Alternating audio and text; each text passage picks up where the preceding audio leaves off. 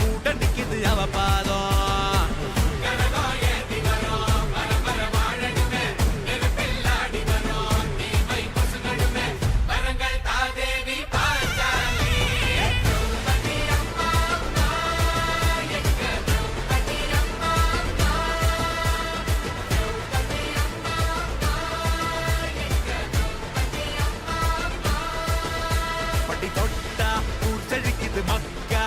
பறக்குது ஆத்தா அருள் இருக்குது எப்போதும்.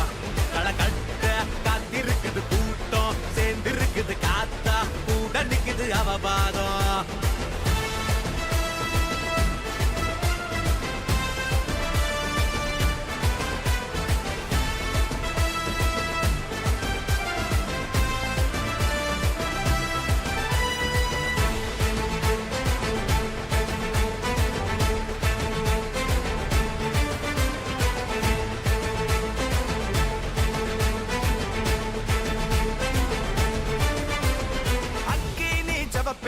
கொற்றவையே அஞ்சாது எப்போதும் போர்க்குடியே வரலாறு ஆச்சுவோ வனவாசமே வரலாறு செய்வோம் இதுவோ வம்சமே.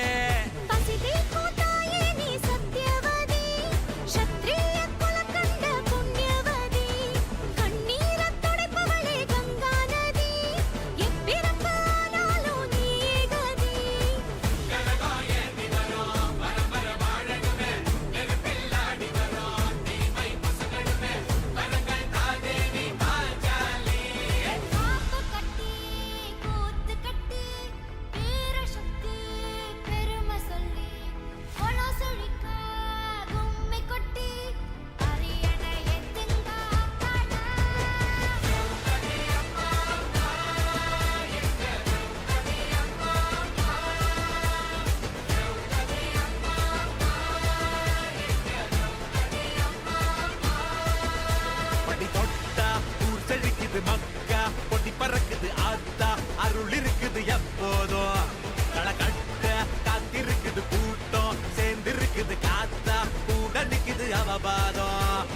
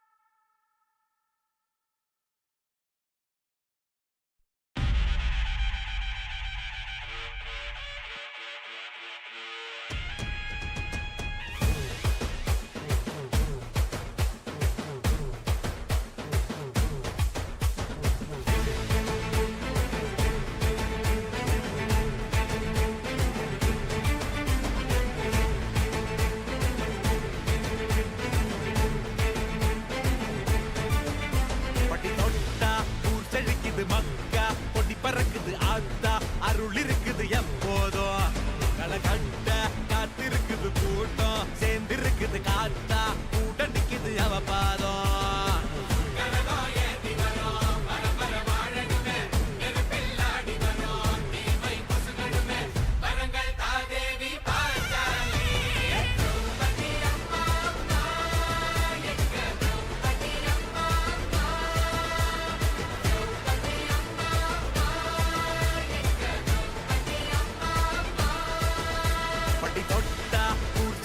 மக்கா பொடி பறக்குது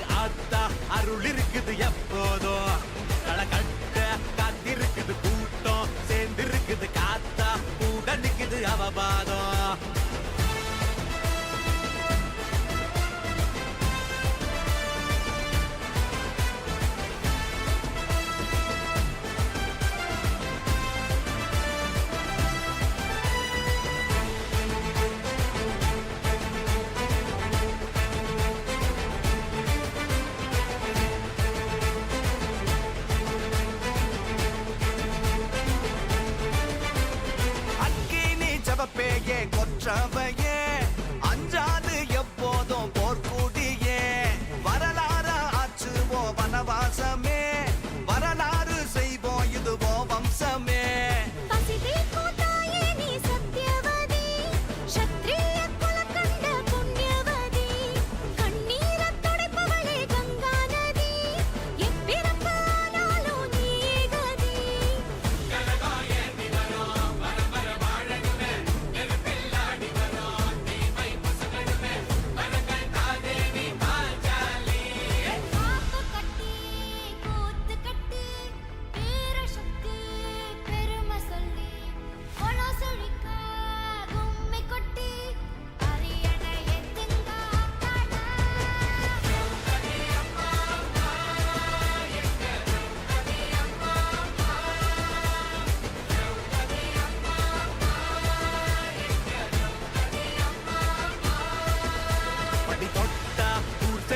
மக்கா பொட்டி பறக்குது ஆத்தா அருள் இருக்குது எப்போதும் களை கட்ட காத்திருக்குது கூட்டம் சேர்ந்திருக்குது காத்தா கூட நிக்குது அவபாதம்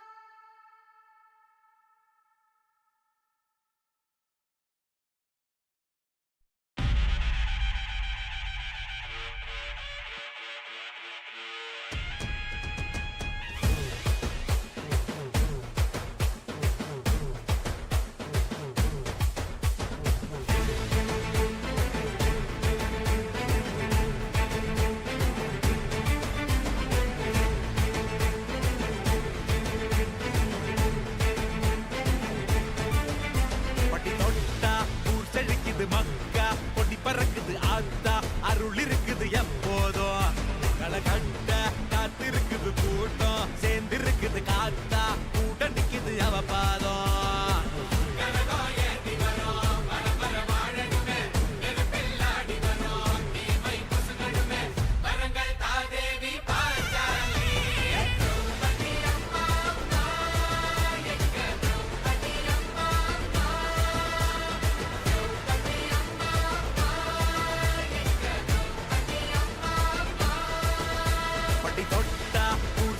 மக்கா பொட்டி பறக்குது ஆத்தா அருள் இருக்குது எப்போதும் களை கட்ட காத்திருக்குது கூட்டம் சேர்ந்திருக்குது காத்தா கூட நிக்குது அவபாதம்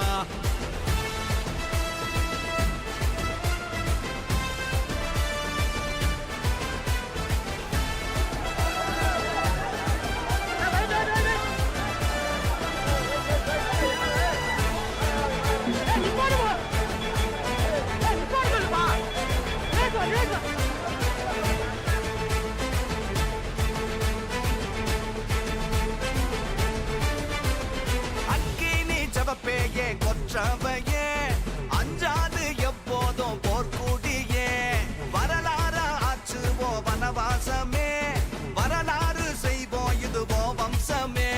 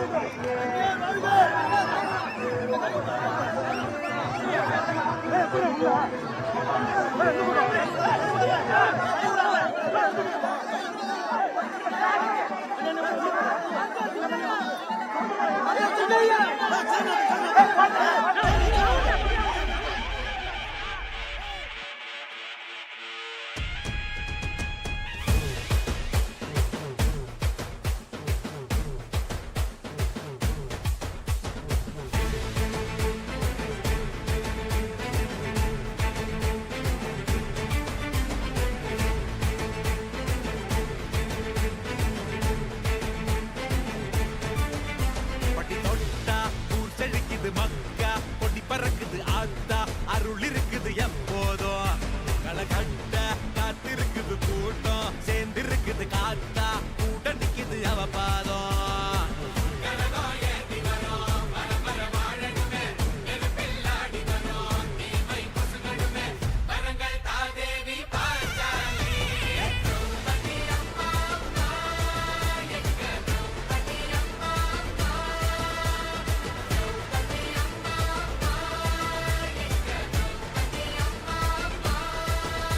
பட்டி தொட்டா ஊர் செழிக்குது மக்கா கொடி பறக்குது ஆத்தா அருள் இருக்குது எப்போதும் களை கட்ட காத்திருக்குது கூட்டம் சேர்ந்திருக்குது காத்தா கூட நிக்குது அவ பாதம்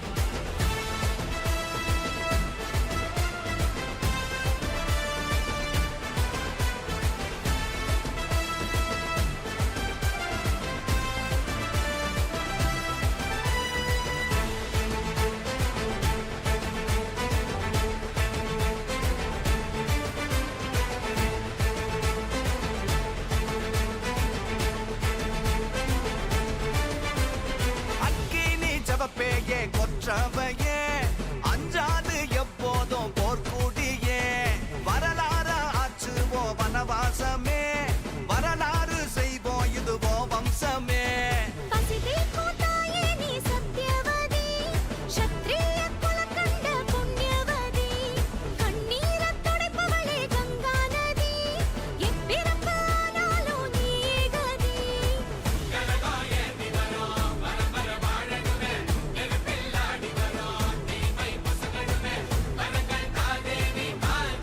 காப்பு கட்டி கூத்து கட்டி வீரசக்தி பெருமை சொல்லி குலம் செழிக்க கும்மி கொட்டி அரியணை எத்துங்க ஆத்தாட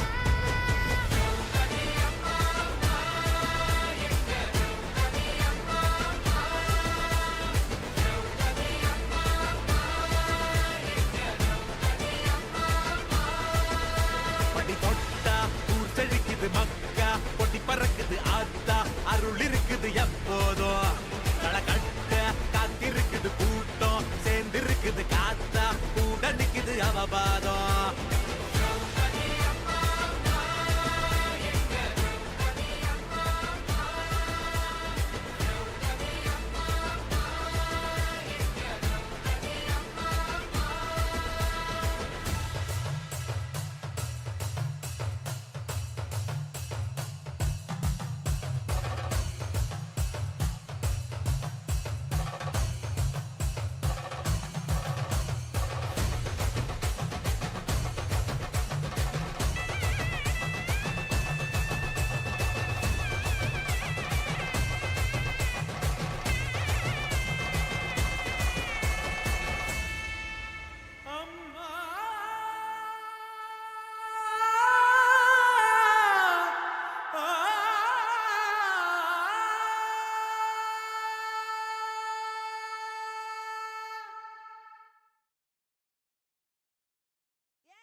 கைதட்டல் கொடுங்க. பசுமை நாயகி முனைவர் சௌமியா அன்புமணி அவர்களுக்கு பலத்த கரகோஷம் கொடுக்கலாமா? சிங்கப்பெண்ணே சிங்கப்பெண்களை வரவேற்கிறாங்க. மேடையில் இருக்க ஆண்கள் தயவு செஞ்சு கீழே இறங்குங்க. புகைப்படம் கடைசியா எடுத்துக்கலாம். மேடையில் இருக்க ஆண்கள் தயவு செய்து கீழே இறங்க, மேடை தாங்காது. மேடையில் இருக்க ஆண்கள் தயவு செய்து கீழே இறங்குங்க. ஆமா, அரங்குக்குள் இருக்க ஆண்கள் அனைவரும் பெண்களுக்கு வழிவிட்டு ஒதுங்குமாறு கேட்டுக்கொள்கிறோம். தயவு செய்து நம்ம ஒன்றிய செயலாளர், மாவட்ட பொறுப்பாளர் எல்லாமே எல்லா ஆண்களும் ரோடு பக்கம் போயிடணும். இங்க ஒன்லி லேடிஸ் மட்டும்தான் இருக்கணும். ஒரே ஒரு ஆண்கள் கூட இங்க இருக்கக்கூடாது. அவங்களுக்கு உண்டான மகளிருக்கு உண்டான கூட்டம் இது. ஒரே ஒரு ஜென்ஸ் கூட இருக்காது. ஒன்றிய செயலாளர் அனைவரும் இந்த ஏற்பாடு செய்யணும். மகளிர் தவிர ஒரே ஒரு ஆண்கள் கூட இங்க இருக்க. மாவட்ட செயலாளர், மாவட்ட தலைவர் தவிர. லட்சுமி அவங்க வாங்க.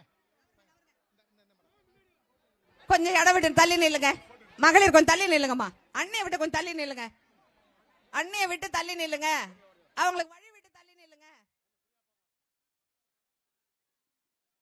மேடையில் இருக்கிறவங்க கொஞ்சம் அன்னிக்கு விட விடுங்க. யாரு பொருளாளர் லோக்கல் மகளிர் வாங்க. மாவட்ட செயலர் வீட்டுக்காரமா வந்திருக்காங்களா? மாவட்ட செயலர் வீட்டுக்காரமா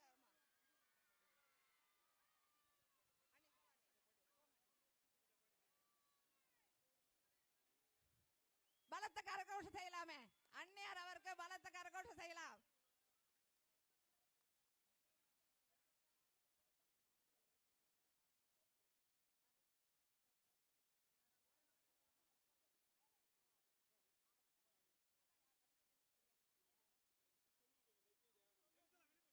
அப்ப ஆண்கள் அனைவரும் வெளியில இருங்க. எல்லாரும் ஜென்ஸுக்கு எல்லாரும் வெளியே போங்க. அவங்க பெண்களுக்கு மட்டும்தான். எல்லாரும் வெளியே போங்க.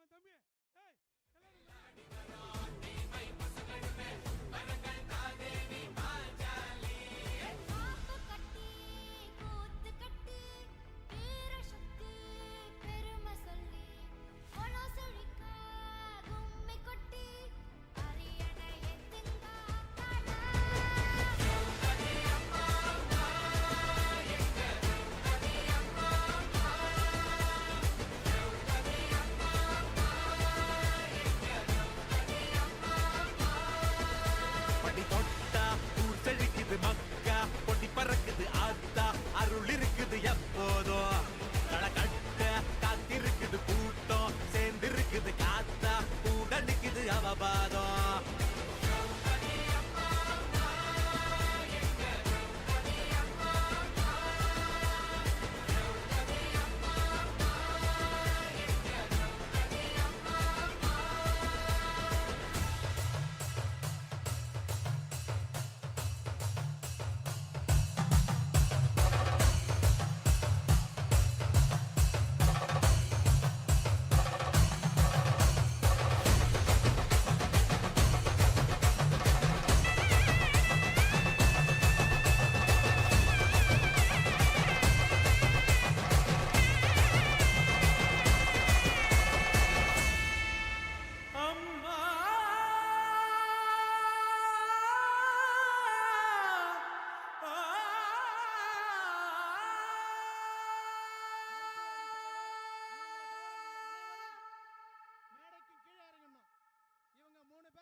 பொருளாளர் இவங்க 4 பேர் தவிர இது எல்லாமே மேடை இருக்கணும். நான் உட்பட அனைவரும் கீழே இறங்க வேண்டும்.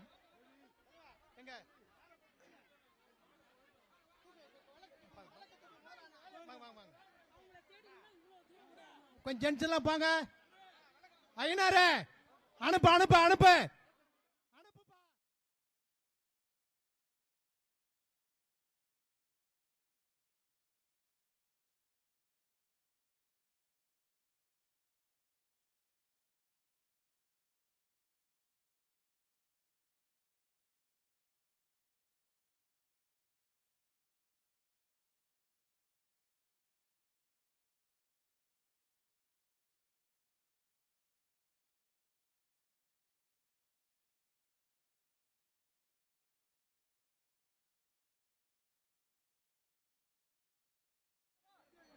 மருத்துவர் அம்மா ரொம்ப சந்தோஷம் நீங்க எல்லாம் வந்ததுக்கு. இப்பயே அதுவும் இவ்வளவு நேரம் வெயில்லையும் இத ஒரு புகைப்படம் எடுத்துட்டு உங்ககிட்ட தான் பேசணும். ஓகேவா? பேசலாமா?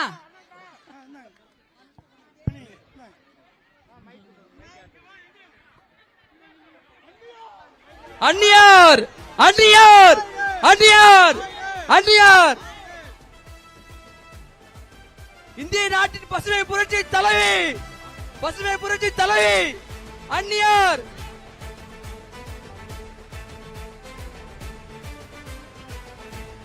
பசுமை புரட்சி தலைவி அக்கினி ஜபப்பேயே கொற்றவையே அஞ்சாது எப்போதும் போர்க்குடியே வரலாற ஆச்சுவோ வனவாசமே வரலாறு செய்வோம் இதுவோ வம்சமே பசிதே கோதாயே நீ சத்யவதி க்ஷத்ரிய குலகண்ட புண்ணியவதி கண்ணீரத் துடைப்பவளே கங்கா நதி எப்பிறப்பானாலும் நீயே கதி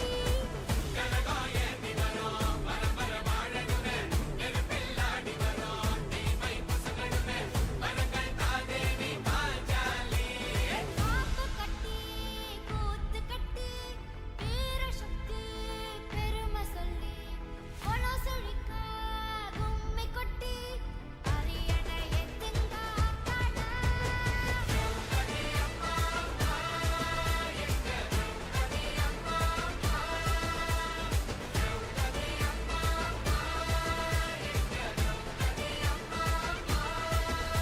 படி தொட்டா ஊர் செழிக்குது மக்கா பொடி பறக்குது ஆத்தா அருள் இருக்குது எப்போதும் களை கட்ட காத்திருக்குது கூட்டம் சேர்ந்திருக்குது காத்தா கூட நிக்குது அவபாதம்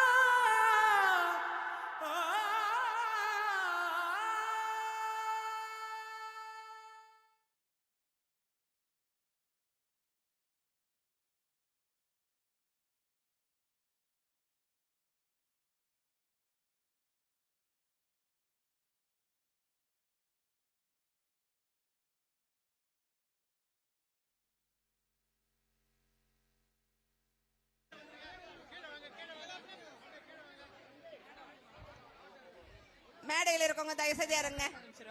மேடையில் இருக்க முக்கிய பொறுப்பாளர் தவிர தயவு செய்து இறங்க. தயவு செய்து ஆண்கள் யாரும் மேடையிலே இருக்கக்கூடாது.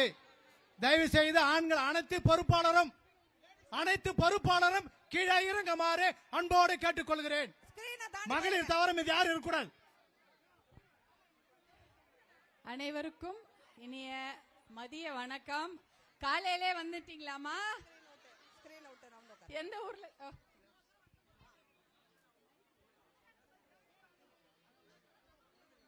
போயிடுங்கம்மா. ஒரு ஸ்கிரீனை விட்டு நான் வந்து நில்லுங்க. அம்மாடி, ஸ்கிரீனை விட்டு நான் வந்து போங்க. காலையிலேருந்து அனைவருக்கும் இனிய மதிய வணக்கம். நீங்கெல்லாம் எல்லா ஊர்ல இருந்தும் வண்டியில வந்ததை நான் வழியில பார்த்தேன். எத்தனையோ வண்டியில அத்தனை பேரும் ஆர்வமா வந்து இங்க குழுமி இருக்கிறீங்க. ரிஷிவந்தியம் தொகுதியில குழுமி இருக்கக்கூடிய அனைத்து சிங்க பெண்களுக்கும் என்னுடைய அன்பான வணக்கங்கள். இந்த பக்கமா அதேதான், சிங்க பெண்ணே எழுந்து வா அப்படின்னு சொன்னோடனே அத்தனை பேரும் இங்க வந்து குழுமி இருக்கிறீர்கள். உங்களுக்கு என்னுடைய மனமார்ந்த நன்றியை தெரிவிச்சுக்கிறேன்.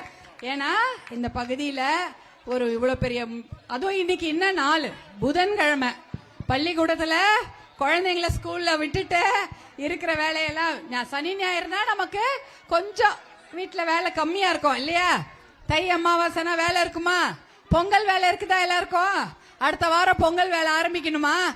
துணி எடுக்கணும், பாத்திரம் எல்லாம் சரி பண்ணி வைக்கணும், வீட போகிக்கு சுத்தம் பண்ணணும், அப்புறம் புதுசா பெயிண்ட் அடிக்கணுமா, சுண்ணாம்பாவது போட்டு சுத்தம் பண்ணணும். வேற யாராவது செய்வாங்களா? அத நம்ம மட்டும் தானே செய்யணும், மகளிர் தான் செய்யணும். வீட்டை சுத்தம் பண்ணி சாமி பூஜை மாடம் இருக்கும், அதுல வந்து தொலைக்கி விளக்கெல்லாம் தொலைக்கி பூ போட்டு எல்லாம் சரி பண்ணி வைக்கணும். அப்புறமா வந்து பொங்கலுக்கு பசங்க என்ன பண்ணுவாங்க, துணி எடுத்து தர சொல்லி கேட்பாங்களா? டெய்லர் கடையில கொடுத்துருப்பீங்க. அந்த டெய்லர் கடையில போய் நின்று அந்த சட்டை எப்ப வருது, அந்த புடவை ஜாக்கெட்லாம் எப்ப வருதுன்னு நீங்க வெயிட் பண்ணி காத்துட்டு இருக்கணும். அந்த ஊர்ல ஒரு டெய்லர் இருப்பாங்க, இல்ல பக்கத்து ஊர்ல ஏதாவது ஒரே ஒரு தையற்காரர் இருப்பாரு. அவர்கிட்ட குழந்தைங்களுக்கு துணி, உங்களுக்கு துணி எல்லாமே அங்க போயிருக்கிறோம். அதெல்லாம் எப்ப வருதுன்னு வெயிட் பண்ணுவீங்க. அதுவும் போகி அன்னைக்கு இரவு தான் கொடுப்பாரா மாட்டாரா? போகி அன்னைக்கு இரவு தான் வரும். அதை வந்தோடனே மறுநாள் காலையில போட்டுக்கணும். மாட்டு பொங்கல் இருக்குது. மாட்டு பொங்கலுக்கு மாட்டு வண்டிக்கெல்லாம் அந்த காலத்துல ரொம்ப பண்ணுவாங்க. இப்ப எல்லாம் டிராக்டர் அப்ப மாட்டுன்னா மாடு அதை நல்லா குளிப்பாட்டி அந்த கொம்புல எல்லாம் பெயிண்ட் அடிப்பாங்க, பலூன் கட்டுவாங்க. மாட்டு வண்டினா அது ஒத்த மாட்டு வண்டி, ரெட்டை மாட்டு வண்டி இருக்கும். அந்த ரெண்டுத்துக்கும் சக்கரத்துல எல்லாம் பெயிண்ட் அடிச்சு கலர் பேப்பர் ஒட்டி பயங்கர ஜெகஜோதியா இருக்கும். கிராமமே எப்படி இருக்கும் பொங்கல் அன்னைக்கு? பயங்கரமா இருக்கும். ஒரே திருவிழா தான். அப்புறம் காணும் பொங்கல் அன்னைக்கு எல்லாம் ஓஞ்சி கிஞ்சி போய் படுத்துருவோம். படுத்துட்டு அந்த பொங்கு சோறு இருக்கும்ல, பெரிய பெரிய பானையில பொங்கு சோறு இருக்குமா, அந்த பொங்கு சோற ஏதாவது ஒரு குழம்பு. அன்னைக்கு 2 நாள் சைவத்துல இருப்பாங்க. காணும் பொங்கல் அன்னைக்கு அது கருவாட்டு குழம்போ, மீன் குழம்போ, கார குழம்போ, மொச்சக்கொட்டை போட்டு உருளைக்கிழங்கெல்லாம் போட்டு கார குழம்பு இருக்கும். போட்டு அந்த பொங்கு சோறுல பெச்சு சாட்டாதான் அப்பதான் நமக்கு பொங்கல் நல்லபடியா முடிஞ்சதுன்னு அர்த்தம் இல்லையா? அதுக்கப்புறம் எல்லாம் ஊருக்கு வந்தவங்க எல்லாம் ஊருக்கு கிளம்பி போவாங்க. இதான் நம்ம பொங்கல். விவசாயி வீட்டு பொங்கல் இப்படித்தானே இருக்கும். விவசாய வீட்டு பொங்கல் இப்படிதான் இருக்கும். அரிசி, நெல்லு, பானை, கரும்பு. ஆனா இப்ப எப்படி இருக்குது? எப்படா ரேஷன் கடையில கரும்பு கொடுப்பாங்க? அந்த அப்படிதான் இருக்கு. தப்புன்னு சொல்ல வரல. என்ன பண்றது? கரும்பு கொடுக்கறது, ரேஷன் கடையில அவங்க இலவசமா ஏதாவது அரிசி, முந்திரி பருப்பு, ஏலக்காய் 1 கிலோ கொடுத்துருந்தாங்க, இப்ப 1/2 கிலோ தான் கொடுக்கறாங்கன்றாங்க. அந்த அரிசி கூட எந்த அரிசி? அந்த நெல் கொள்முதல் நிலையெல்லாம் இருக்கும். நான் போய் பார்த்துட்டு வந்தேன். அதாவது விவசாயி அதிகமாக அரிசியை விளைவித்து அதை மூட்டையா கொண்டு போய் ஒரு இடத்துல வச்சிருக்கிறாங்க. அந்த மேல அந்த கொள்முதல் நிலையங்கள்ல அந்த அரிசி மூட்டை முளைச்சிடுது. அப்படியே போட்டு வச்சுட்டாங்க. அந்த மூட்டையெல்லாம் கொண்டு வந்து ஊருக்கு கொடுக்கல, ரேஷன்ல கொடுக்கல, எதுவுமே பண்ணல. அந்த அரிசி மூட்டையெல்லாம் முளைச்சிடுச்சு. அப்ப பச்சை பச்சையாகுது, நாத்து நடுற ஸ்டேஜ்ல இருக்குது அரிசி மூட்டைக்குள்ள. அப்ப எல்லாம் பிரிச்சு அதெல்லாம் சரி பண்ணி அந்த கருப்பு அரிசியை தான் தூத்து கீத்து நமக்கு ரேஷன் கடையில போடுவாங்க. அப்படிதானே இருக்கும். நல்ல அரிசி போடுறாங்களா? விளைவிச்சு கொடுக்கும் பொழுது எப்பேற்பட்ட அரிசி கொடுக்குறோம்? பொண்ணு மாதிரி அரிசி கொடுக்குறோம். நம்ம விவசாய குடும்பத்துல அது அவ்வளவு தூரம் நாத்து நட்டு அந்த சேத்துல காலை வச்சு களை பறிச்சு அதை பூச்சியை போட்டு வராம பாதுகாத்து அது நோய் நொடி இல்லாம அந்த பயிர் நல்லா வளருதா?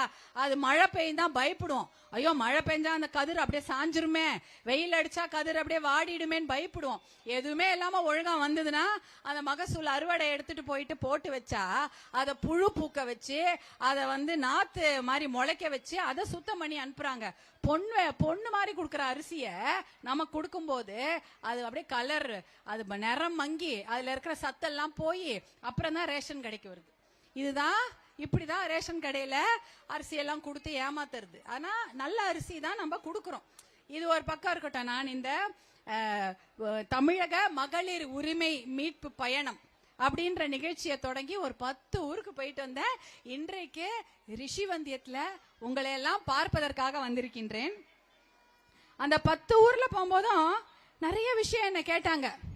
எல்லா ஊர்ல என்ன கேக்குறாங்கன்னா, அம்மா ரிஷி நீங்க எங்க ஊர்ல மருத்துவ கல்லூரி வேணும் அப்படின்னு கேட்டாங்க ஒரு ஊர்ல. இன்னொரு ஊர்ல என்ன கேக்குறாங்க, எங்களுக்கு மேம்பாலம் வேணும், பெரிய பாலம் கட்டணும், போக்குவரத்து நெரிசல் நிறைய சாலை விபத்து நடக்குது, மேம்பாலம் வேணும். அப்புறம் ஒரு சில ஊர்ல தடுப்பணைகள் கட்டுங்க, வாய்க்கால தூர் வாருங்க. வரத்து வாய்க்கால் வடிகால் வாய்க்கால் 2 இருக்கு இல்லையா? தண்ணி வர இடம் வரத்து வாய்க்கால், தண்ணி வடிஞ்சு நம்ம நிலத்துக்கு வர இடம் வடிகால் வாய்க்கால், அது 2த்தையும் தூர் வரணுமா அப்படின்றாங்க. இந்த மாதிரி ஒரு ஊர்லயும் போனா விதவிதமா கேக்குறாங்க. நான் ரிஷிவந்தியத்துக்கு வரமே, அங்க என்ன கேட்பாங்கன்னு முன்னாடியே கேட்டு வச்சேன். ஆனா நீங்க நம்பவே மாட்டீங்க, ரிஷிவந்தியம் என்றது எவ்வளவு அழகான ஊரு. அந்த ஊரு ரிஷிகள் பெரிய பெரிய துறவிகள் வந்து தங்கிய இந்த ஊரு என்ன கேட்டாங்க தெரியுமா? 2 பஸ் கேக்குறாங்க. நம்ம சுதந்திரம் அடைந்து 77 வருஷங்களுக்கு மேல ஆகுது. ஆனா ஊருக்கு 2 பஸ் தான் விட்டுருக்காங்களாம். என்ன அநியாயம் இது? அவங்க காலேஜ் வேணும், மருத்துவ கல்லூரி வேணும், பிரிட்ஜ் வேணும், மேம்பாலம் வேணும்னு கேக்குறாங்க. அப்ப ரிஷிவந்தியத்துக்கு எதுவுமே செய்யல, அடிப்படை வசதிகள் எதுவுமே கிடையாது. இது என்ன இது ஒரு அப்ப நம்ம தமிழ்நாட்டுல தான் இருக்கமா? நம்மளும் தமிழ்நாட்டுல தானே இருக்கோம். நம்ம ஓட்டு போட்டு தானே எல்லாரும் ஆட்சிக்கு வந்திருக்கிறாங்க. அப்படி இருக்கும்பொழுது இந்த தொகுதி அவங்க பார்க்கணும்ல. இப்ப நம்ம ஒரு கோயிலுக்கு போறோம், அந்த கோயில்ல ஒரு குழந்தை அழுதா என்ன பண்றோம்? ஐயோ குழந்தை ஏதோ அழுதே, யாருமா நீ என்னமான்னு கேக்குறோம். நம்ம குழந்தை அழுதா முதல்ல போய் தூக்குவோம். யார் வீட்டு குழந்தை அழுதாலும் நமக்கு பதைக்கும் இல்ல நம்ம நெஞ்சு.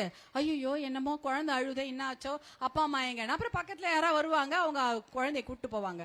அதாவது ஒரு குழந்தை அழுதால் காது கொடுத்து நாம கேக்குறோம்.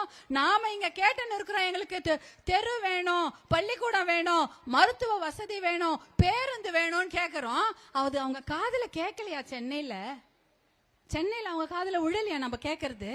அடிப்படை வசதி வேணும், தண்ணீர் வேணும், குடிக்கிறதுக்கு நல்ல தண்ணி வேணும், படிக்கிறதுக்கு நல்ல பள்ளிக்கூடம் வேணும், பெண்கள் வந்து காலேஜ் போகணும், நல்ல காலேஜ் வேணும், நம்ம ஹாஸ்பிட்டல் போனோம், நல்ல சுகாதாரம் மருத்துவம் வேணும். இதுதானே கேட்கணும், வேற எதுவும் பெருசா கேட்கலையே. எனக்கு ஏரோப்ளேன் கொண்டு வா, பிளைட் கொண்டு வா, இதுவா கேட்கறோம்? பட்டி பட்டியா தங்கம் அதெல்லாம் கேட்கல. எங்களுக்கு நல்ல உணவு, பாதுகாப்பு, எங்களுக்கு நல்ல சுகாதாரம், இதை தான் நாம கேட்கிறோம் பெண்கள். ஆனா அதை கொடுக்கவே இல்லை. என்ன கொடுத்திருக்காங்க? ஒரு ரோடு கூட போடல, அதுக்கு பேருந்து வசதி இல்லையா. எதுக்குன்னு பாத்தீங்கன்னா, எல்லாரும் ரிஷிவந்தியத்துல இருக்கிறோம், திருக்கோவிலூருக்கு ஏதாவது ஒரு வேலையா போவோமா இல்லையா? திருக்கோவிலூருக்கே போகவே மாட்டீங்களா? எல்லாரும் வேலைக்கு அங்கதான் போறாங்களா இல்லையா? படிப்புக்கு அங்கதான் போனோம். திருக்கோவிலூர் பாசார் வழியா, அதாவது ரிஷிவந்தியம் பாசார் வழியா திருக்கோவிலூருக்கு போறோம். ஆனா 2 பஸ்ஸா, 2 அரசு போக்குவரத்து. அதுவும் பாதி சமயம் லேட்டா எடுப்பாங்க, பாதி சமயம் பிரேக் டவுன். அதான்ப்பா அறத பழசு பஸ், என்னைக்கோ வாங்கி விட்டுருப்பாங்க போல இருக்குது. காந்தி தாத்தா நேரு தாத்தா காலத்துல வாங்கி விட்ட பஸ் தான் இன்னும் ஓட்டுன்னு இருக்கிறாங்க, புது பஸ்ஸே வாங்கல. அதனால அந்த பஸ் பாதி வழியில நின்னுடுது. அந்த பஸ்ல தான் போய் வேலை செய்யணும். அப்ப பெண்கள் என்ன பண்ணுவாங்க? பஸ்ஸே ஓடல, வேலைக்கு போனோம், படிக்க போனோம், எப்படி போவாங்க? நடந்தே போறாங்களாம். தெரியுமா? அது உங்களுக்கு தெரியும், நீங்க தானே அனுபவிக்கிறீங்க. நடந்துதான் வேலைக்கு போறாங்க. அன்றாடம் ஏதாவது வேலை செய்யணும்னா நடந்து போறாங்க. பெண்கள் தங்கள் வாழ்நாள்ல பாதியா நடந்தே கழிக்கிறாங்களாம். எதுக்கு நடக்கிறாங்க சொல்லட்டுமா? எதுக்கு நடக்கிறாங்க? காலையில நல்ல தண்ணி வேணும், குழாவை திறந்தா நல்ல தண்ணி வருமா? வராது. என்ன பண்ணுவீங்க? குடத்தை தலையில ஒரு குடம், இடுப்புல ஒரு தடம், கையில ஒரு பக்கெட் எல்லாம் தூக்கிட்டு நடந்தே போனோம். எதுக்கு? நல்ல தண்ணிக்கு. அந்த காலத்துல என்ன பண்ணுவாங்க? சாப்பாடு எப்படி சமைப்பாங்க?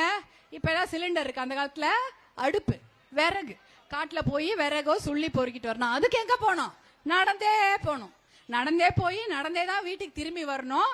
அதை வச்சுதான் அடுப்புல சுடு தண்ணி வைக்கிறதோ ஏதோ வச்சு குழந்தைங்களுக்கு சாப்பாடு பண்ணி போடுறது. அப்புறம் இப்ப வேலைக்கு போகும்போது என்ன, பஸ் வரலன்னா என்ன பண்ணுவீங்க? லீவ் போட்டா விட்டுருவாங்களா? சம்பளம் கொடுக்குவாங்களா? கிடையாது, நடந்தே போனோம். அப்ப 50 வருஷம் ஒரு பெண் உயிர் வாழ்கிறாள் என்றால் அவ வாழ்நாள 25 வருஷம் நடந்தே கழிக்கிறாங்களாம். அதுக்கு மேல இந்த ரிஷிவந்தியத்துல பஸ்ஸுக்காகவே நடந்து கழிக்கணும் போல இருக்கு. இதான் இன்னைக்கு நடந்து கொண்டிருக்கிற உண்மை. அதே சமயம் ரிஷிவந்தியம் தொகுதியில நெல் விவசாயம், கரும்பு விவசாயம், இங்க எல்லாமே கரும்பு விவசாயம் பண்றவங்க தானே. ஆண்கள்லாம் கரும்பு விவசாயம் பண்றவங்க, பெண்கள்லாம் அந்த கரும்பை கட்டி எடுத்துக்கிட்டு போய் போடுறதுக்கு. அதுதானே 2 வேலை இல்லையா? வளர்க்க வச்சு அதை கரும்பை வந்து அறுவடை பண்ணுவாங்க. அதுக்கப்புறம் அந்த சோலைகள் எல்லாம் இருக்கும், அதெல்லாம் தனியா பிரிச்சுட்டு அப்புறம் இதை கட்டி இன்னொரு கடைக்கு போடுறது பெண்களுடைய வேலை. இது எவ்வளவு கஷ்டமான வேலை, உடல் உழைப்பு இல்ல? சாதாரணமா ஏசி ரூம்ல உட்காந்து நான் வேலை செய்யறீங்க, வெயில் மழை எப்பேற்பட்ட குளிர் எதுவா இருந்தாலும் அந்த வேலையில தான் நீங்க செய்யணும். அதுவும் காலையில சீக்கிரமா போய் வேலை செஞ்சுட்டு சாயங்காலம் வரணும். அது உடல் உழைப்பு. தினம் வேலை செஞ்சாதான் காசு இல்லையாமா? தினம் வேலை செஞ்சாதான் காசு. மாசம் 5ஆம் தேதி உங்களுக்கு பேங்க்ல டான் காசு வருதா? எதுவும் கிடையாது. நீங்க தினம் வேலை செய்து, அதுவும் எப்படி வேலை செய்யணும், உடல் உழைப்பு, அப்படியே வலிக்க உடம்பு, அந்த மாதிரி உடல் உழைப்பு கொடுத்து நீங்க வேலை செஞ்சாதான் உங்களுக்கு காசு. அப்படிதான் ரிஷிவந்தியம் தொகுதியில இன்னைக்கு வரைக்கும் இருக்கு. எல்லா ஊர்லயும் தமிழ்நாட்டுல அப்படிதான் வச்சுக்கீங்க. ரிஷிவந்தியத்துல வேற ஏதாவது தொழிற்சாலைகள் இருக்கிறதா? எந்த தொழிற்சாலையும் கிடையாது. ஏன்னா சில ஊர்ல போனா சிப்காட் வேணும்னு கேட்பாங்க. இந்த ஊர்ல அதான் சொல்றேனே, சிப்காட் அதெல்லாம் அவங்க கேட்கவே இல்லை. கொடுத்தா நல்லா இருக்கும், ரோடு வேணும், பஸ் வேணும், இப்படிதான் கேட்கறாங்க. அந்த அளவுக்கு அடிப்படை வசதிகள் கூட கிடையாது. இங்க எந்த ஒரு மிகப்பெரிய தொழிற்சாலைகள் கிடையாது. எல்லாமே விவசாயத்தை நம்பி இருக்கிறது. விவசாயம் சார்ந்த தொழில்கள், ஆடு வளர்ப்போ, மாடு வளர்ப்பு, கோழி வளர்ப்பு, எல்லாருமே மாடெல்லாம் வச்சிருப்பாங்க இல்லையா, மாடெல்லாம் கொண்டு போய் சாயங்காலம் பால் கறந்து அதை கொண்டு போய் சொசைட்டில கொடுக்கறது நிறைய பேர் பெண்கள் செஞ்சுட்டு இருப்பாங்க. இதுதான் அவர்களுடைய வேலை. விவசாயம் சார்ந்த தொழில்கள் தான், தொழிற்சாலை எதுவுமே கிடையாது. அப்ப இந்த ரிஷிவந்தியம், இந்த கள்ளக்குறிச்சி மாவட்டத்துல எதுதான் அதிகமா இருக்கு? விவசாயம் இருக்கு, விவசாயம் சார்ந்த தொழில்கள் இருக்கு, தொழிற்சாலைகள் கிடையாது, பெரிய மருத்துவ கல்லூரி கிடையாது, எந்த வசதியும் கிடையாது. ஆனா அதிகமாக இந்த கள்ளக்குறிச்சி மாவட்டத்திலயும் ரிஷிவந்திலயும் எது அதிகமா இருக்குது சொல்லுங்க? எதுமா? சாராயம். சாராயம் தான் அதிகமா இருக்குது. இருக்குதா இல்லையா? ஆமா. ஒருங்கிணைந்த விழுப்புரம் மாவட்டமா, அதாவது விழுப்புரம், கள்ளக்குறிச்சி எல்லாமே சேர்ந்து அதிகமாக டாஸ்மாக் விற்பனை ஆகும் மாவட்டம்னா ஒருங்கிணைந்த விழுப்புரம் மாவட்டம். கள்ளக்குறிச்சி, இந்த சங்கராபுரம், அப்புறம் ரிஷிவந்தியம் எல்லாம் சேர்ந்து அவ்வளோ டாஸ்மாக். கள்ளக்குறிச்சி மாவட்டத்துல மட்டும் கிட்டத்தட்ட ஒரு 500 வைன் ஷாப்பா. கள்ளக்குறிச்சியில 82 டாஸ்மாக், மிச்சம் எல்லாம் சந்து கடை, பொந்து கடை. பாத்திருக்கீங்களா? எல்லா ஊர்லயும் இருக்குதா? உங்க ஊர்ல கோயில் இருக்கும், நம்ம என்ன சாமி கும்பிடுற ஏதாவது இருந்திருக்கோம், சர்ச் இருக்கும், மசூதி இருக்கும். அதை விட அதிகமாக இப்ப இருக்கிறது ஒயின் ஷாப் தான் இருக்குது. எது? சந்து பொந்துலாம் ஒயின் ஷாப் தான் இருக்குது. அதுவும் ரிஷிவந்தியத்துல எவ்வளவு 100க்கும் மேல அவ்வளோ ஒயின் ஷாப். டாஸ்மாக் ஒரு 24, 25 இருக்குதா, மிச்சமெல்லாம் சந்து கடை.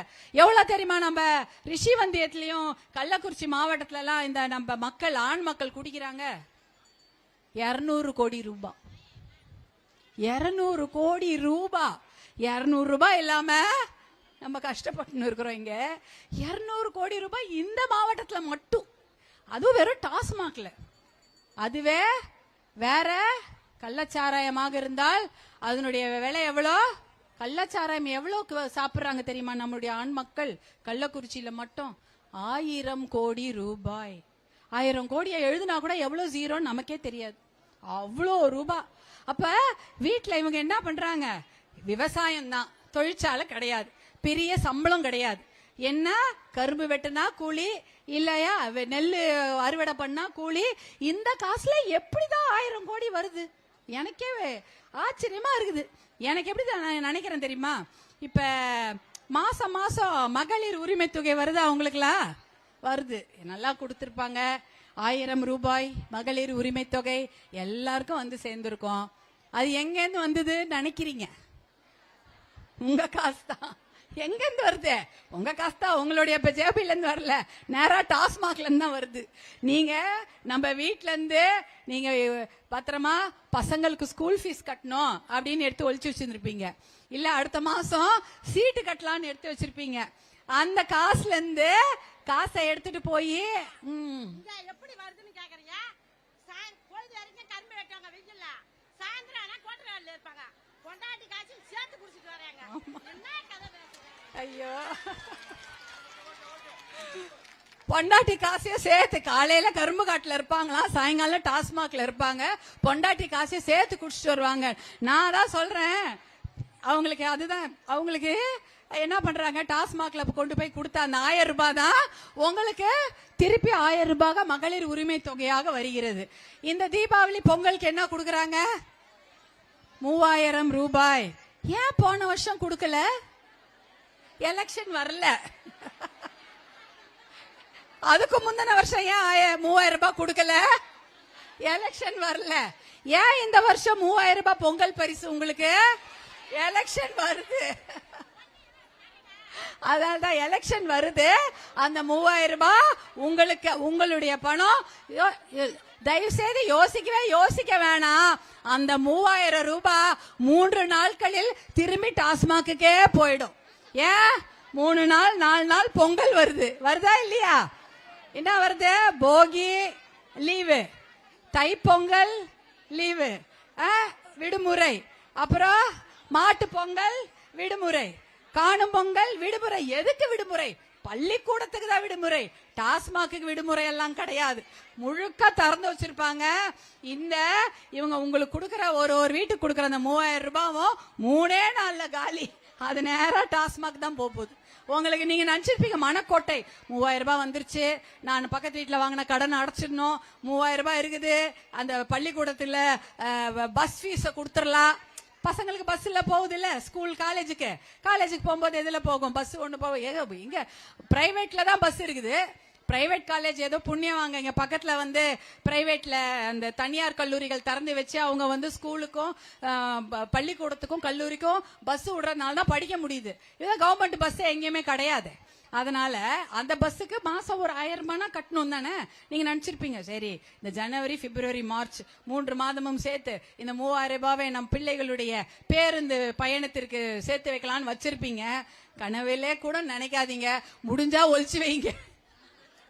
ஒழிச்சு வச்சீங்கன்னா தான் காப்பாற்ற முடியும்.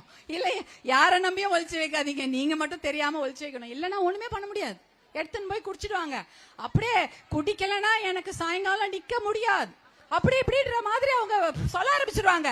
கையெல்லாம் நடுக்கும். குடிச்சாதான். ஆமா, ஐயோ, அந்த குடி டாஸ்மாக் கடைக்கு போனாதான் எனக்கு அவங்களுக்கு ஒரு 6 மணிக்கு மேல அவங்க சொல்லுவாங்க, டாஸ்மாக் கடையில போய் அந்த குவார்டர் வாங்கி சாப்பிட்டாதான் 6 மணிக்கு மேல நிப்பாங்க அப்படின்லாம் சொல்லிடுவாங்க. இல்லனா மயக்கம் வந்துரும், தலைவலி வந்துரும், அப்படியே போட்டு உருண்டு பிறண்டு அழுது பயங்கரமா எல்லாமே. அதாவது பிளாக்மெயில் பண்றது வீட்டு பொம்பளைங்களை. எதுக்கு? நீங்க எதையாவது ஒண்ணு கொடுத்துருவீங்க. ஐயோ, அழுகுறாங்களே, பிறல்றாங்களே, வயிறு வலின்னு துடிக்கிறாங்களே, தலைவலின்னு துடிக்கிறாங்களே அப்படின்னு சொல்லிட்டு அந்த சரி ஒழிச்சு கிழிச்சு வச்சிருந்ததெல்லாம் அது கையில கொடுத்துறது. அப்புறமா என்ன பண்ணுவாங்க? கல்யாணம் ஆன பசங்களுக்கு டபுள் சந்தோஷம், 2 சந்தோஷம். அம்மாவின் தாலியும் அடக்கடைக்கு போகும், மனைவிமாரின் தாலியும் அடக்கடைக்கு போகும். இல்லையா? அதானே?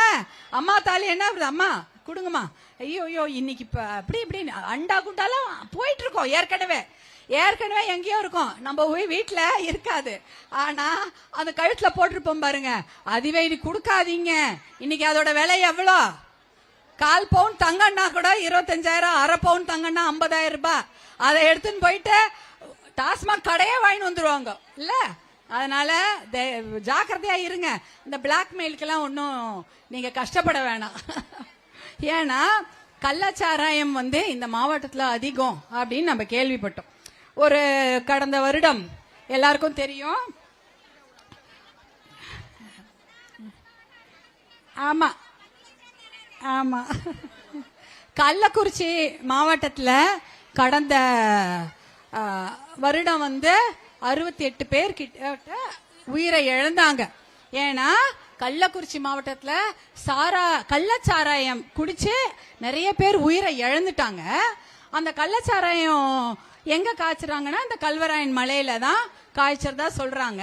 கல்வராயன் மலையில வேற வழியே இல்லை. ஏன்னா கடுக்காய் நிறைய விளையக்கூடிய பகுதி. அங்க கடுக்காய் தொழிற்சாலை கேக்குறாங்க. அந்த தொழிற்சாலையை கொடுத்திருந்தா அவங்க கள்ளச்சாராயம் காய்ச்ச மாட்டாங்கன்னு நினைக்கிறேன். ஏன்னா கள்ளச்சாராயம் காய்ச்சி அவங்க குடும்பத்தை காப்பாற்றணும்னு சொல்லிட்டு அவங்களுக்கு வேற வழி இல்லை. அதான பண்ணிருக்கிறாங்க. அது எல்லாருடைய ஆதரவுடன், ஆளுங்கட்சியோட ஆதரவுடன் தான் அந்த கள்ளச்சாராயம் ஆறா ஓடி இருக்குது. ஆனா எல்லா டிவிலயும் போட்டு அந்த மாவட்டத்தோட பேரையே நாசம் பண்ணிட்டாங்க. ஸ்பூரியஸ் லிக்கர் டெத் அப்படின்னு. அதாவது கள்ளச்சாராய சாவுகளை பத்தி நம்ம ஊர் தொலைக்காட்சி மட்டும் இல்ல, டெல்லி தொலைக்காட்சி, வெளிநாட்டுல எல்லாம் போட்டு கள்ளக்குறிச்சி மாவட்டத்தை பத்தி பேசியே நம்மளுடைய என்ன சொல்றது, ரொம்ப கஷ்டமா இருந்தது அதை பாக்கிறதுக்கு. நம்ம மாவட்டம் நல்ல பெருமை மிகு மாவட்டம். ஏழை எளிய கிராம மக்கள் வெகுளியான மக்கள், உழைக்க மட்டுமே தெரிஞ்ச மக்கள், ஏமாத்த தெரியல, உழைக்க தெரிஞ்ச அந்த மக்கள், அந்த மக்களுடைய பேரை எல்லா டெலிவிஷன்லயும் போட்டு என்னன்னா கள்ளசாராய சாவு கள்ளசாராய சாவுன்னு சொல்லி அவங்கள ஒரு வழி பண்ணிட்டாங்க. ஏன் தெரியுமா? இதுல நான் 2 விஷயம் சொல்ல வரேன். கள்ளச்சாராயம் ஏன் இங்க ஆறாக ஓடுகிறது? கள்ளச்சாராயம் ஏன் இந்த பகுதியில ஆறா ஓடுது? என்ன கள்ளச்சாராயம் இங்கதான் காய்ச்சி அதை வந்து திருவண்ணாமலை, காஞ்சிபுரம், வேலூர், பக்கத்துல இருக்கிற விழுப்புரத்துல அனுப்புறாங்களாம். 1000 கோடி ரூபாய் இங்க மட்டும் அதுக்கு வருமானம் வருது. ஏன் அப்படின்னா 2 விஷயம். இந்த பகுதியில வருமானம் கம்மியா? அதிக வருமானமா உங்களுக்கு? கிடையாது, ரொம்ப கம்மி. அந்த டாஸ்மாக கூட வாங்கி குடிக்க முடியல போல இருக்குது. அதானே? டாஸ்மாக்ல 150 ரூபாய், அதுல 10-20 ரூபாய் அதிகமாக வச்சு விக்கிறாங்களாம் ஒரு பாட்டிலோ இல்ல ஒரு குவார்ட்டரோ. ஏன்னா இன்னொரு 10 ரூபாய் சேர்த்து விக்கிறாங்க. அப்படி இருக்கும் பொழுது அந்த டாஸ்மாக் வாங்கி குடிக்க முடியாம இது ரொம்ப ரொம்ப கம்மியா கொடுக்கறாங்க போல இருக்கு. ஏன்னா 50 ரூபாய் கொடுப்பாங்களா 25 ரூபாய் கொடுப்பாங்களா தெரியல. ஏதோ ஒரு பக்கத்துல இருந்து இந்த மீத்தைல் அந்த மாதிரி ஆல்கஹாலை வாங்கிட்டு வந்து அதுல சாமான்லாம் கலந்து அதை வந்து கள்ளச்சாராயமாக மாற்றி ரொம்ப கம்மி விலை கொடுக்குறாங்க. அதுவும் நம்ம மக்கள், ஆண் மக்கள் தானே கேட்கணுமே. காலையில இருந்து நாங்க அசதியா வேலை செஞ்சோம் அதானம்மா, ஆனா உடம்பு வலிக்குது. என்ன அதான் அவங்க கேக்குறாங்க, நாங்க மட்டும் என்ன வேலை செஞ்சோம்? மகளிர் ஆம்பளைங்க என்ன சொல்லுவாங்க? காலையில இருந்து வயல்வெளியில போய் கஷ்டப்பட்டு வேலை செய்கிறோம். என்னன்னா உடம்பு வலிக்கும். ரொம்ப கஷ்டமான வேலை. விவசாயம் என்பது சாதாரண வேலை இல்ல. ஏசி ரூம்ல உட்காந்து வேலை செய்யறதோ இல்ல நிழல்ல வேலை செய்யறதோ எதுவும் கிடையாது. வெயிலிலும் மழையிலும் கடும் குளிரிலும் அந்த வேலையை நம்ம செய்யணும். அப்ப உடம்பு முழுக்க வலிக்கும். வலிச்சுட்டு வீட்டுக்கு வரும்பொழுது ஒண்ணுமே பண்ண முடியாது. இப்ப பெரிய பெரிய பணக்காரங்கன்னா என்ன பண்ணுவாங்க? மணமகிழ் மன்றம், கிளப்ல போய் சீட் ஆடுவாங்க, ரேஸ், குதிரை ரேஸ்ன்னு சொல்லுவாங்க, இல்ல சூதாட்டம், ஏதாவது அவங்களுக்கு வேற பொழுதுபோக்கு இருக்கும். ஆனா விவசாயிங்களுக்கு எந்த பொழுதுபோக்கும் இல்ல, எதுவுமே கிடையாது. அவங்களுடைய ஒரே பொழுதுபோக்கு குடிக்கிறதா. குடிச்சிட்டு எதுவுமே தெரியாம படுத்து தூங்கினாதான் மறுநாள் காலையில மறுபடி அவங்க வேலைக்கு போக முடியும். அதே வேலைய பெண்களும் பண்ணா என்ன ஆவறது? அதே தானே. அதே வேலைய ஆண் மக்கள் வந்து உடம்பு வலிக்குது, நாங்க மறுநாள் காலையில போய் இதே கடும் வேலை அப்படியே உடல் உழைப்ப கொடுக்கணும் அப்படின்றதுக்காக அவங்க வந்து என்ன பண்றாங்க? பயங்கரமா வேலை செஞ்சுட்டு வந்து படுக்கும் பொழுது இந்த கள்ள சாராயமோ இன்னொரு டாஸ்மாக்கோ ஒயின் ஷாப்லயே போய் குடிக்கிறாங்க. அப்படி இருக்கிறவங்க அதனாலதான் வந்து இங்க கள்ளச்சாராயம் அதிகமாக ஓடுகிறது. இதுவா வாழ்க்கை? இதுவா கேட்டோம்? நம்ம அப்பா அம்மா நம்மளை இதுக்கா பெத்து வளர்த்தாங்க? கஷ்டப்பட்டு பெத்து கடனை உடனே வாங்கி பள்ளிக்கூடம் அமிச்சாங்களா? பள்ளிக்கூடத்துல போய் படிச்சோமா? அதுக்கப்புறம் முடிஞ்சா கல்லூரி படிப்பும் கொடுத்தாங்களா? அப்புறம் இன்னும் கொஞ்சம் கடனை வாங்கி கையில காதுல மூக்குல போட்டு ஒரு 5 சவரன் 10 சவரன் போட்டு கட்டி கொடுத்தா இங்க வந்து கஷ்டப்படுறதுக்கு தானா நம்மளை கட்டி கொடுத்தாங்க? ஏமா அதுக்காக நம்மள இன்னொரு ஊரு கட்டி கொடுக்குறாங்க. அவன தலையெழுத்துன்னு சொல்றாங்க. எப்படியோ தலையெழுத்து. அம்மா அது நம்ம தலையெழுத்தே இல்லம்மா. நல்லா வாழணும், சந்தோஷமா வாழணும், ஒரு நிம்மதியா வாழணும், நம்ம குழந்தைங்களோட வாழ்க்கை நல்லா இருக்கணும்ன்றதான் நம்ம தலையெழுத்து. ஆனா இன்னைக்கு என்ன ஆயிடுச்சு? தமிழ்நாட்டோட தலையெழுத்தே இப்படிதான் ஆயிடுச்சு. அட்ஜஸ்ட் பண்ணி வாழணும். அங்க என்ன தப்பு செஞ்சாலும் 1000 ரூபாய் கொடுத்து அதை சரி பண்ணிடலாம் அப்படின்ற ஒரு மனநிலைமைக்கு வந்துட்டாங்க. இப்ப பரவாயில்ல, எவ்வளவு வேணா தப்பு செய்யலாம், எவ்வளவு அந்த தப்பு செய்து அத்தனை துரோகங்கள். எதுக்காக டாஸ்மாக் கடையை திறக்கணும்? எதுக்கு நம்மளுடைய தாலியோட விளையாடணுமா? எவ்வளவு பெரிய பிரச்சனை இங்க பாத்தா. பெண்கள் பாதுகாப்பு. இப்ப திம்மாவரத்துல கேள்விப்பட்டேன். திம்மாவரத்துல ஏதோ ஒரு பொண்ணு ஒரு போதை பழக்கம், மது பழக்கம், கஞ்சா பழக்கத்துல பால் ஊத்திட்டு வந்த ஒரு பொண்ணை கூட்டின்னு போய் கும்பலா வந்து அந்த பொண்ணை சீரழிச்சிட்டாங்க. அந்த பொண்ணு செத்தும் போச்சு. ஆனா அதை பத்தி கண்டுக்கவே இல்ல. மூடி மறைக்கிறது தானே வேலையே. ஏதாவது ஒரு விஷயம்னா அதை பத்தி வெளியே சொல்ல மாட்டாங்க. அதேதான் பண்ணாங்க கள்ளசாராய சாவுலயும். முதல்ல ஒருத்தர் கள்ளசாராயத்துல சாவும் போது என்ன சொல்லிட்டாங்க? ஒரு உடம்பு சரியில்லை, அவர் செத்தாருன்னாங்க.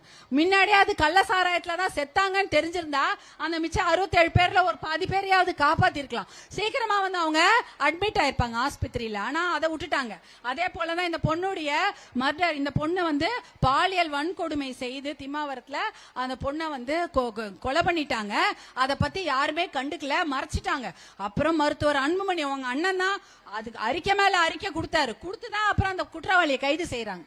என்ன இது அநியாயம்? எல்லாம் தப்பை மூடி மறைக்க காசு கொடுத்து சரி பண்ணலாம் அப்படின்றத இவங்களுடைய ஒரே எண்ணமாக இருக்கிறது. காசு கொடுத்தா எந்த தப்பு வேணாலும் அவர்கள் செய்து விடலாம் என்று மனப்பால் குடிச்சிருக்கிறாங்க.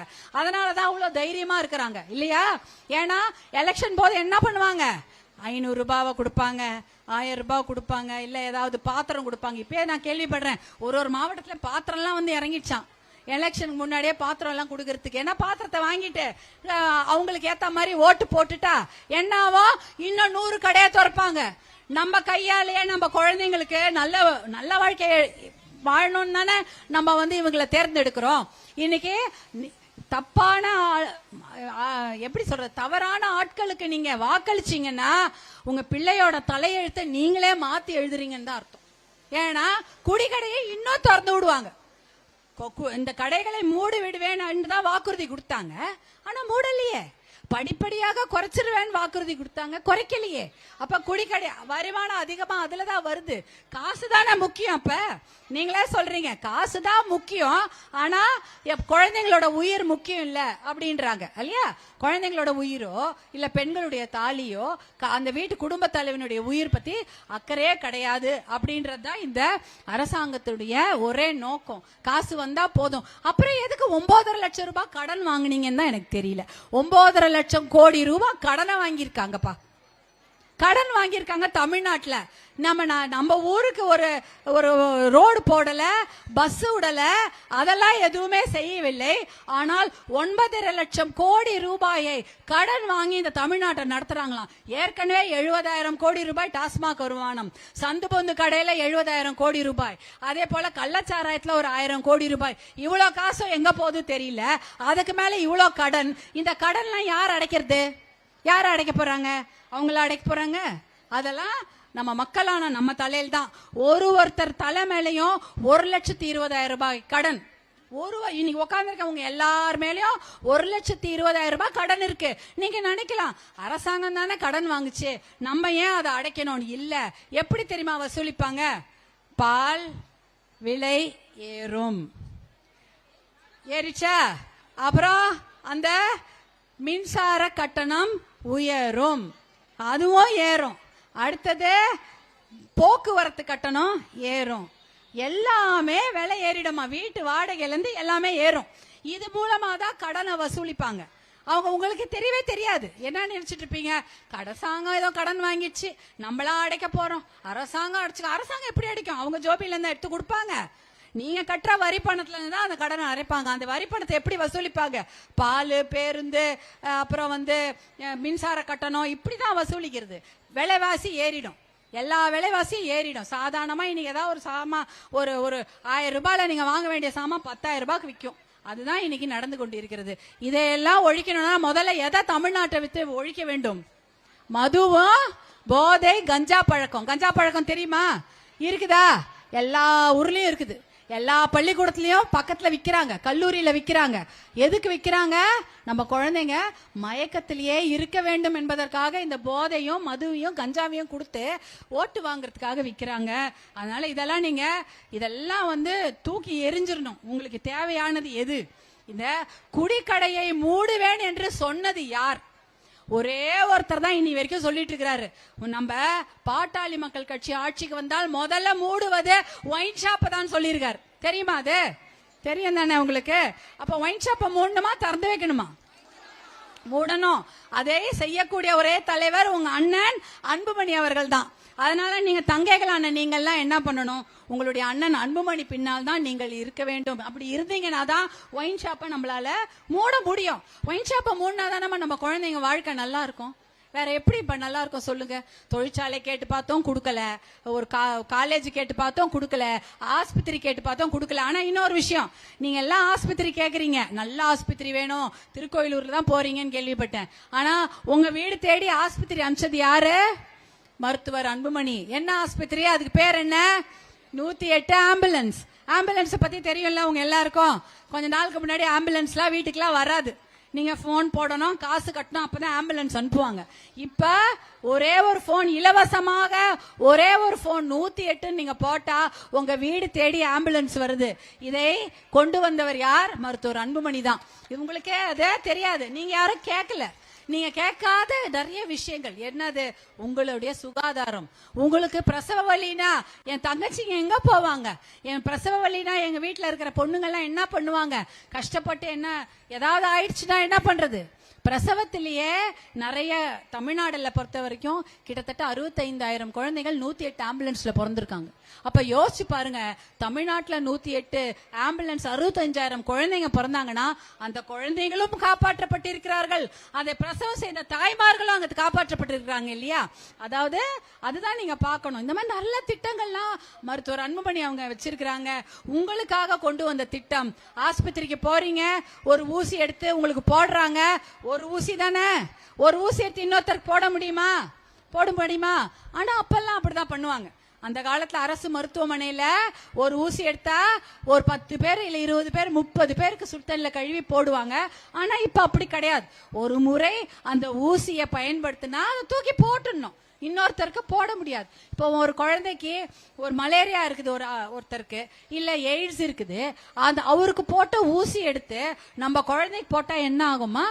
அந்த நோய் நம்ம குழந்தைக்கு வந்துடும். அதனாலதான் அந்த மாதிரி எல்லாம் பண்ணக்கூடாது. ஏழை மக்களுக்கு நல்ல சுகாதாரம் கிடைக்கணும் இல்லையா? கிராமப்புற மக்களுக்கு நல்ல சுகாதாரம் கிடைக்கணும் இல்லையா?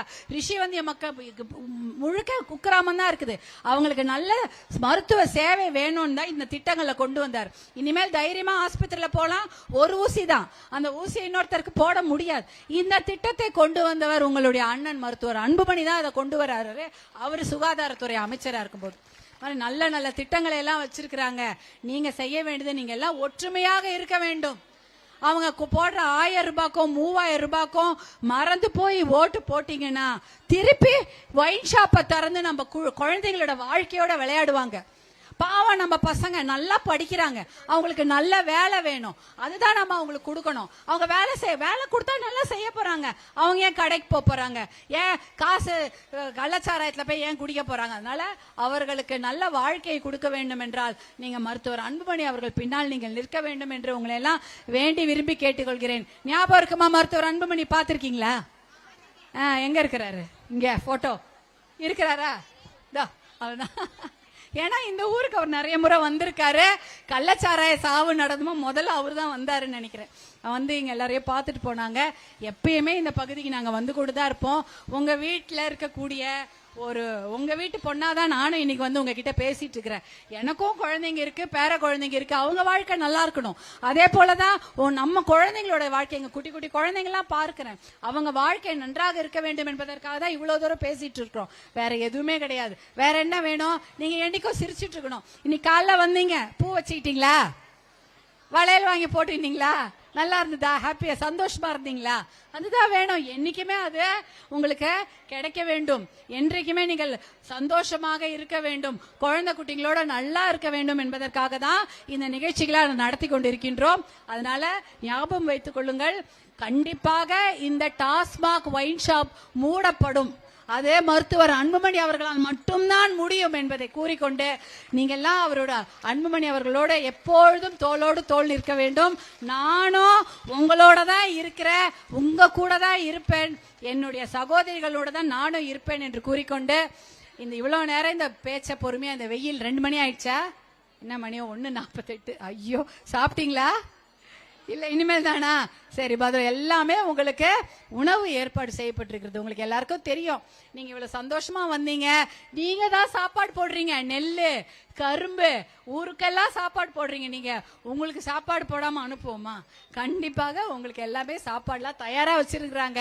எல்லாமே நீங்க பத்திரமா உங்க வண்டியில வீட்டுக்கு போகும்போது சாப்பிட்டுக்கிட்டே போலாம். பத்திரமா நீங்க வீட்டுக்கு போங்க, அதுதான் எனக்கு வேண்டியது.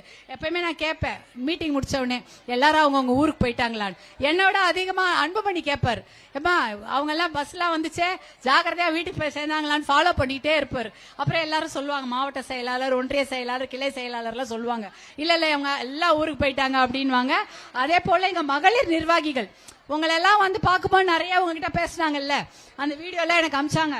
நான் அந்த வீடியோல உங்களை எல்லாம் பார்த்துட்டு தான் சரி நம்ம நேரா வந்து உங்களை பார்க்கணும் அப்படின்றதுக்காக இன்னைக்கு வந்திருக்கிறோம். இவ்வளவு நேரம் பொறுமையா கேட்டதுக்கு என்னுடைய மனமார்ந்த நன்றியை தெரிவித்துக் கொள்கின்றேன். நன்றிமா, நன்றி.